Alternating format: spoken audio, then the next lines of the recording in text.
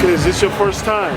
No, actually, I told a story in January of 2013, and then I won that round, and then I told a story in the All-Stars in May of 2013, and I didn't win the All-Stars. I'm a storyteller by trade. I usually write stories. I work for OnMilwaukee.com. I'm a senior writer.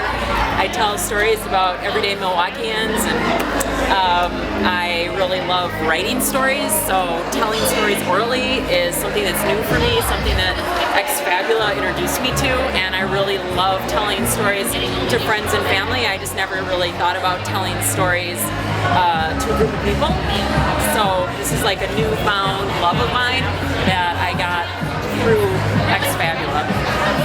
I think you have to tell something that's like the hardest story that you could ever think of to tell is the story that you need to tell. It just makes. Let's give him a big round of applause for making it to the stage again, though. Come on, friend. Oh, my wife and I were married about 23 years ago, and they do everything in alphabetical order.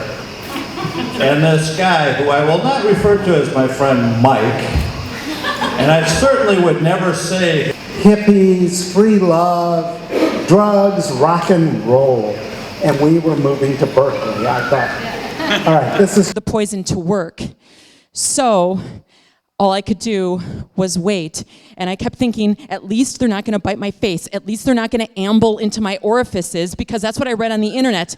But then one bit me inside the ear while I slept. I woke up one morning, I had a bite inside of my mouth. I started to freak the fuck out.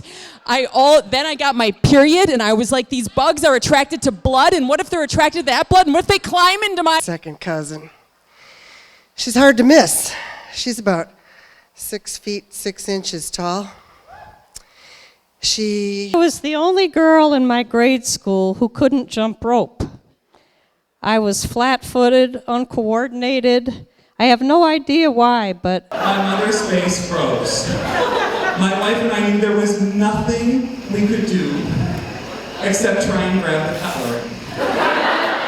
My mother looked at my mother-in-law and she said, "So you mean like domestic violence shelters?" And she says, "No, cat."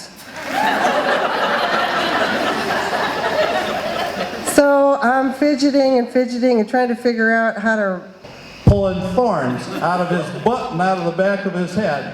And he's absolutely gorgeous and accomplished. So we are bug-free, and we are bite-free, and we are lucky. But the one thing we will never, ever do is we will never say to the kids, sleep tight, don't let the, yeah. This lovely bedazzled bit of royalty this evening for their nemesis is going to be crowned to Miss Molly Snyder. Y'all give it up for Molly coming to the stage.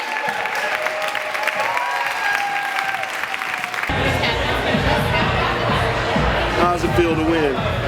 Feels great.